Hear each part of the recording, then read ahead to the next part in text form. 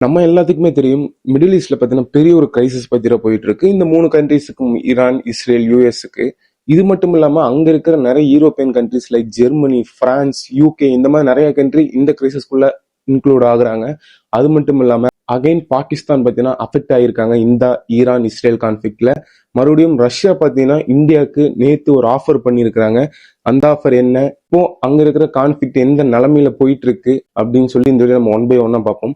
First விஷயமா, நேத்து சவுதியில இருக்கிற யூஎஸ் எம்பசி பத்தினா ஈரானால அட்டாக் பண்ணப்பட்டிருக்கு. எம்பசி அப்படிங்கிறது ஒரு, இப்ப இந்தியால ஒரு யூஎஸ் எம்பசி இருக்குன்னா அது வந்து யூஎஸோட ஒரு இடம் மாதிரி. இப்ப எப்படி பிஎம்முக்கும் சிஎம்முக்கும் பெரிய பெரிய ப்ரொடெக்ஷன் கொடுப்பாங்களோ அந்த அளவுக்கு அங்க இருக்கிற எம்பசிக்கும் ப்ரொடெக்ஷன் கொடுப்பாங்க. இந்த மாதிரி எம்பசி பார்த்தீங்கன்னா நேத்து ஈரானால அடிக்கப்பட்டிருக்கு. மறுபடியும் இன்னைக்கு இந்த வீடியோ இப்ப எடுத்துட்டு இருக்க இதே நேரத்துல துபாயில இருக்கிற யூஎஸ் எம்பசியும் பார்த்தீங்கன்னா அடிக்கப்பட்டிருக்கு. அது மட்டும் இல்லாம அங்க பக்கத்துல இருக்கிற நிறைய நாட்டு எம்பசியும் க்ளோஸ் ஆகப்பட்டிருக்கு.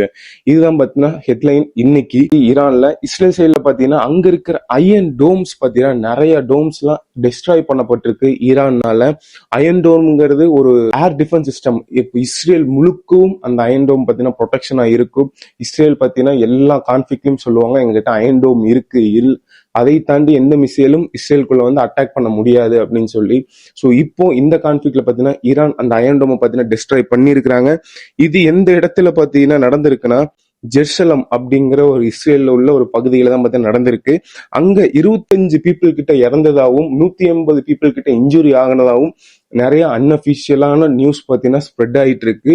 மேபி இருந்திருக்கலாம், ஏன்னா ஈரான் சைடே பார்த்தீங்கன்னா இப்ப நிறைய பேர் இறந்திருக்காங்க, இஸ்ரேல் சைடும் அடி இருந்திருக்கு, ஒருவேளை இருந்திருக்கலாம் அப்படின்னு சொல்லி. ஏன்னா இன்னுமே பார்த்தீங்கன்னா யூஎஸும் இஸ்ரேலும் எங்க சைட்ல இத்தனை பேர் இறந்திருக்காங்கன்னு சொல்லி அபிஷியலா கிளைம் பண்ண கிடையாது. ஸோ இது நடந்திருக்கு. யூகே, பிரான்ஸ், ஜெர்மனி இவங்க என்ன சொல்லி இருக்கிறாங்கன்னா, நாங்க வேணும்னா இந்த கான்ஃபிளிக்ட் குள்ள வரலாம் அப்படின்னு சொல்லி இவங்க 3 பேருமே பாத்தீங்கன்னா ஒன்னா சேர்ந்து ஒரு இன்டர்வியூ கொடுத்துருக்காங்க. இந்த 3 பேருமே என்ன சொல்றாங்கன்னா, அங்க இருக்கிற ஓகேங்க உங்களுக்கும் இஸ்ரேலுக்கும் யூஎஸ்க்கும் சண்டை, அங்க இருக்கிற சிவிலியன்ஸ் ஏன் நீங்க அடிக்கிறீங்க, ஈரான் ஏன் அடிக்கிறீங்க அப்படின்னு சொல்லி அங்க இருக்கிற ஜெர்மன் சிவிலியன்ஸா இருக்கட்டும், இங்கிலீஷ் பீப்புளா இருக்கட்டும், பிரெஞ்சு பேசுறவங்களா இருக்கட்டும், நிறைய பேர்த்த பாத்தீங்கன்னா ஸ்பெஷல் ஏர்கிராஃப்ட் மூலியமா அங்க இருந்து நான் இங்க யூரோப்புக்கு பாத்தீங்கன்னா கூப்பிட்டு வர வேலையை இன்னைக்கு இவங்க 3 பேர் மத்தின ஈடுபட்டு இருக்காங்க. இதுல மெயினா யூகே அவங்க என்ன சொல்லியிருக்காங்கன்னா, ஓகேங்க நிறைய பேசஸ் பாத்தீங்கன்னா America bases, Saudi, UAE, Qatar, Bahrain, Oman இந்த மாதிரி நிறைய இடத்துல பாத்தீங்கன்னா அமெரிக்காவோட பேசஸ் இருக்கு. அங்கிருந்து தான் அமெரிக்கா பாத்தீங்கன்னா ஈரான் அடிச்சிட்டு இருக்கு. ஸோ இந்த பேஸ் பாத்தீங்கன்னா பத்தாம அமெரிக்கா என்ன பண்ணிருக்குன்னா நிறைய கண்ட்ரிஸ் கிட்ட போய் கேட்டிருக்கு, லைக் இன்க்ளூடிங் ஸ்பெயின், ஜெர்மனி இந்த மாதிரி நிறைய கண்ட்ரிஸ் கிட்ட போய் கேட்டனால யூகே என்ன சொல்லியிருக்காங்கன்னா எங்க பேஸ் நீங்க எடுத்துக்கலாம் அப்படின்னு சொல்லியிருக்காங்க. இதுக்கு யூகே சைட்ல இருந்து என்ன சொல்லியிருக்காங்கன்னா, இங்க இருக்கிற நிறைய சிவிலியன்ஸை பத்தினா நாங்க ப்ரொடெக்ட் பண்றோம், அதனால நாங்க அமெரிக்காக்கு இந்த பேஸ் நாங்க கொடுத்துருக்கிறோம், நாங்களா பாத்தீங்கன்னா இன்னும் இந்த கான்ஃபிளிக்ட் குள்ள என்ட்ரு ஆக கிடையாது அப்படின்னு சொல்லி அந்த இப்போதைக்கு அந்த பேஸ் பார்த்தீங்கன்னா அமெரிக்கா எடுத்து நீங்க யூஸ் பண்ணிக்கோங்க அப்படிங்கிறாங்க. ஈரானோட ஃபாரின் இன்ஃபர்மேஷன் மினிஸ்ட்ரி என்ன இன்னைக்கு அந்த பேஸ் பண்ணி என்ன சொல்லியிருக்காங்கன்னா, யூரோப்பியன் கண்ட்ரிஸ் யாரும் இந்த கான்ஃபிளிக்ட் குள்ள வரக்கூடாது அப்படின்னு சொல்லி, அதுவும் வந்தா எல்லாம் எப்படி சொல்லிட்டு வரீங்க, டிஃபென்ஸ் ஆக்ஷன் அப்படின்னு சொல்லிட்டு வரீங்க, நீங்க யாரும் வரக்கூடாது, வந்தால் உங்களுக்கும் இதே நிலைமை தான் அப்படின்னு சொல்லி அந்த மினிஸ்ட்ரி பார்த்தீங்கன்னா இன்னைக்கு கிளைம் பண்ணியிருக்கிறாங்க. இதெல்லாம் பாத்தீங்கன்னா இஸ்ரேலும் யூஎஸ்ல நடந்தது. சோ ஈரான்ல என்ன செயல் நடந்துட்டு இருக்குன்னு பாத்தீங்கன்னா அங்க இருக்கிற பெரிய தலைவர் எல்லாம் பாத்தீங்கன்னா தூக்கியாச்சு. அலி காம்னே கூட சேர்ந்து ஒரு 48 பெரிய சீஃப் ஆர்மடு ஃபோர்ஸ் ஹெட்டா இருக்கட்டும், இந்த மாதிரி நிறைய பேர்த்த பாத்தீங்கன்னா அங்க ஈரான்ல இஸ்ரேல் பாத்தீங்கன்னா தூக்கி இருக்கிறாங்க. இது மட்டும் இஸ்ரேல் அங்க பண்ணாங்கன்னு கேட்டீங்கன்னா, ஈரான்ல இருக்கிற ஒரு ஸ்கூல்ல பாத்தீங்கன்னா இஸ்ரேல் பாத்தீங்கன்னா ஒரு மிசைலை வச்சு அடிச்சிருக்காங்க. அப்படி அடிச்ச உடனே அங்க இருக்கிற ஈரான் பாத்தீங்கன்னா கிளைம் பண்ணிட்டாங்க, இந்த மாதிரி இஸ்ரேல் எங்க ஸ்கூல்ல அடிச்சிருக்காங்க அப்படின்னு. ஸ்டார்டிங் அதுல வந்த நம்பர்ஸ் என்ன 23, அப்புறம் கொஞ்ச நாள் கழிச்சு அது 67 ஆச்சு. இப்போ 163 பேர் பாத்தீங்கன்னா அந்த ஒரு மிசைல் அட்டாக்னால ஸ்கூல்ல பாத்தீங்கன்னா இறந்திருக்காங்க. இதுல மோஸ்ட் ஆஃப் த சிவிலியன்ஸ் யாருன்னா அங்க இருக்கிற சின்ன சின்ன குழந்தைங்க பாத்தீங்கன்னா இறந்திருக்கிறாங்க. நேத்து அவங்க ஃபியூனரலை பாத்தீங்கன்னா நிறைய பேர் வீடியோ எடுத்து போட்டிருக்காங்க. ஒரே குழியில பாத்தீங்கன்னா அத்தனை குழந்தைகளை போட்டு பாத்தீங்கன்னா அடக்கம் பண்றத பாத்தீங்கன்னா நிறைய நியூஸ் மீடியாஸ் எல்லாம் கவர் பண்ணி போடுறாங்க. அது பாக்குறதுக்கு ஒரு மாதிரி சங்கட்டமா இருக்கு. இவ்வளவு விஷயம் பாத்தீங்கன்னா அங்க ஈரான்ல நடந்திருக்கு.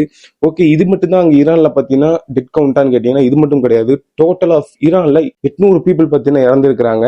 thousands ஆஃப் பீப்புள் பாத்தீங்கன்னா இன்ஜூரி ஆயிருக்கிறாங்க அப்படின்னு சொல்லி ஈரான்ஸ் கவர்மெண்ட் சைட்ல இருந்து டிக்ளேர் பண்ணப்படுது. இது மட்டும் இல்லாம ஈரான் பாத்தீங்கன்னா நேத்து இஸ்ரேல்ல இருக்கிற பிஎம் ஆபீஸையும் பார்த்தீங்கன்னா ஒரு மிசைல் கொண்டு அடிச்சிருக்காங்க. பெஞ்சமின் நெத்தன்யாவை தூக்குறதுக்கு அப்படின்னு சொல்லி அடிச்சிருக்காங்க.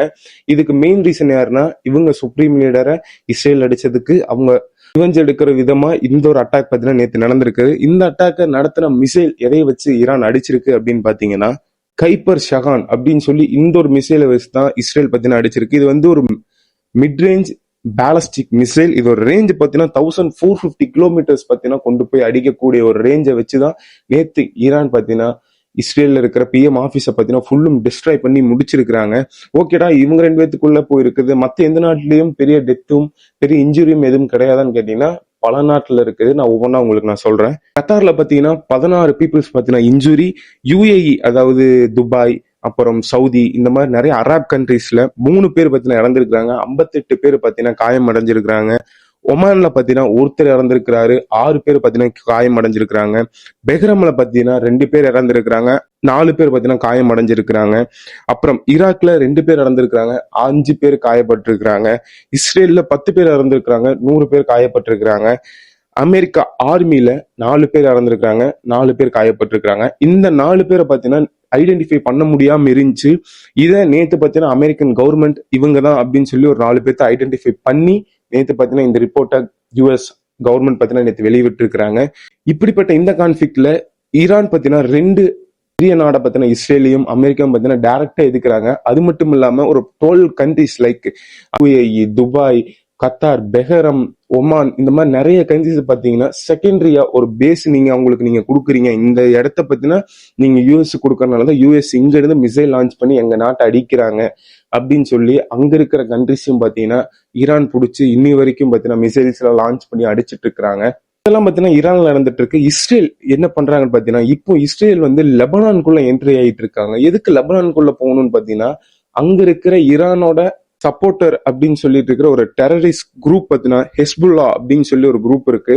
அந்த குரூப் என்ன பண்ணிருக்காங்கன்னா, இந்த ஈரானோட சுப்ரீம் லீடரை தூக்குன இஸ்ரேல அடிக்கணும்னு சொல்லி அங்கிருந்து பாத்தீங்கன்னா மிசைல் லான்ச் பண்ணி இஸ்ரேல் அடிச்சிருக்காங்க. இதை பார்த்த இஸ்ரேல் சும்மா இருந்தாங்களான்னு கேட்டீங்கன்னா, இங்கிருந்து நிறைய அவங்க படையை பத்தினா லேண்ட் சைடாவே பத்தினா உள்ள இன்க்ளூட் பண்ணி இப்போ இஸ்ரேலுக்கும் லெபனானுக்கும் பாத்தீங்கன்னா மறுபடியும் அடிச்சிட்டு இருக்காங்க.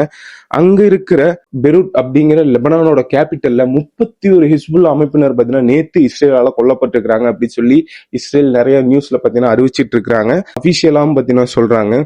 ஓகே, இதெல்லாம் நடந்துட்டு இருக்க இதே நேரத்துல பாகிஸ்தானை நான் ஃபர்ஸ்ட் போன வீடியோ நீங்க பாத்திருப்பீங்களான்னு தெரியல. போன வீடியோ நான் சொன்ன மாதிரி 10 பேர் பாத்தீங்கன்னா இந்த எம்பசி ப்ரொடெஸ்ட் இறந்திருந்தாங்க. அதுவும் பாத்தீங்கன்னா இன்க்ரீஸ் ஆகி இப்போ 20 மெம்பர்ஸ் பாத்தீங்கன்னா அந்த யூஎஸ் எம்பசி பக்கத்துல ப்ரொடெக்ட் பண்ணிட்டு இருந்த சிவிலியன்ஸ் பாத்தீங்கன்னா அங்க இருக்கிற ப்ரொடெக்டர்ஸ் மூலமா குண்டடிப்பட்டு இறந்திருக்கிறாங்க அப்படிங்கறதுதான் ஒரு சங்கட்டமான விஷயம். அது மட்டும் இல்லாம நான் சொன்ன மாதிரி ரஷ்யா என்ன இந்தியாவுக்கு பாத்தீங்கன்னா ஒரு ஆஃபர் கொடுத்துருக்காங்கன்னா, ஒரு ரஷ்யா இந்த ஒரு மிடில் ஈஸ்ட் கிரைசிஸ் பாத்தீங்கன்னா ரஷ்யா ஒரு பிசினஸ் ஸ்டாட்டிஸ்டிக்ஸாவும் சொல்லலாம். அதனால இந்தியாவுக்கு பாத்தீங்கன்னா ஆயில் தட்டுப்பாடு கன்ஃபார்ம் தட்டுப்பாடாதான் இருக்கு.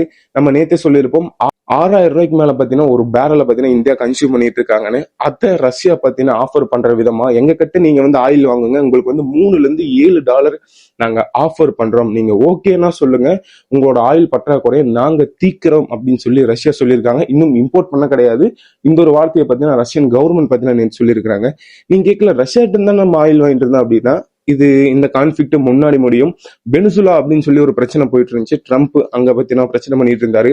அதுக்கப்புறம் ட்ரம்ப் என்ன சொன்னார்னா, நீங்க ரஷ்யாட்ட இருந்து ஆயில வாங்குறது நிப்பாட்டணும், இப்போ நீங்க ஆயில் எல்லாம் பாத்தீங்கன்னா வெனிசுலா கிட்ட இருந்து தான் வாங்கணும்னு சொன்னதுக்கப்புறம் நம்ம எதன் காரணமான தெரியல இவ்வளவு நாள் சப்ளை பண்ணிட்டு இருந்த ரஷ்யாட்டு நிப்பாட்டிட்டு நம்ம வெனிசுலா கிட்ட இருந்து வாங்க ஆரம்பிச்சோம். இப்போ அங்கேயும் கொஞ்சம் இந்த மிடில் ஈஸ்ட் கிரைசிஸ் போயிட்டு இருக்கனால மறுபடியும் ரஷ்யா பாத்தீங்கன்னா இந்த ஒரு விஷயத்த நேத்து இந்தியாவுக்கு பாத்தீங்கன்னா ஆஃபர் பண்ணி இருக்கிறாங்க. இந்த கான்ஃபிளிக்ட பொறுத்து நம்ம யோசிக்க வேண்டியது என்னன்னா, என்னதான் வாரா வந்தாலும் வார் 2 கண்ட்ரீஸ்குள்ள போனாலும் 2 தலைவருக்குள்ள போனாலும் என்னதான் பெரிய ஜியோ பாலிட்டிக்ஸா இருந்தாலுமே அங்க இருக்கிற சிவிலியன் பீப்புள்ஸ் தான் மோஸ்டா பாத்தீங்கன்னா அஃபெக்ட் பண்ணப்படுறாங்க. சோ எனக்கு இந்த ஒரு இதுல இருந்து வர்ற ஒரு கேள்வி என்னன்னா, இதுக்கு எல்லாத்துக்கும் முக்கிய ரீசன் ட்ரம்ப் அப்படிங்கிற இந்த ஒரு நபர் தான். இவர் அந்த எப்ஸ்டீன் ஃபைல்ஸ் அப்படிங்கிற ஒரு விஷயம் வெளியே வந்ததுக்கு அப்புறம் தான் இவ்வளவு கிரைசிஸையும் அந்த ஏலியன் ஃபைல்ஸ் அப்படின்னு சொல்லி நிறைய விஷயத்த பாத்தீங்கன்னா வெளியிட்டு இருக்கிறாரு. இதுல இருந்து என்ன எனக்கு ஒரு கேள்வினா, இதெல்லாம் இந்த எப்ஸ்டீன் ஃபைல்ஸ் அப்படின்னு ஒரு விஷயத்த மறைக்கிறதுக்கு ட்ரம்ப் இதெல்லாம் பண்றாரா அப்படிங்கிற ஒரு கேள்விதான் எனக்குள்ள இருக்கு. அதை பத்தி நீங்க என்ன நினைக்கிறீங்கன்னு சொல்லி மறக்காம கீழே கமெண்ட் பண்ணுங்க. So until then bye from Vignesh. அடுத்த ஒரு நல்ல வீடியோல உங்களை வந்து சந்திக்கிறேன். மறக்காம கீழே இருக்கிற சப்ஸ்கிரைப் பட்டனை சப்ஸ்கிரைப் பண்ணிக்கோங்க. இப்போ யூடியூப் அல்காரிதம் பார்த்தீங்கன்னா கொஞ்சம் டவுன்ல போயிட்டு இருக்கு. மறக்காம கீழே இருக்கிற சப்ஸ்கிரைப் பட்டனை சப்ஸ்கிரைப் பண்ணி வச்சுக்கோங்க. பாய்.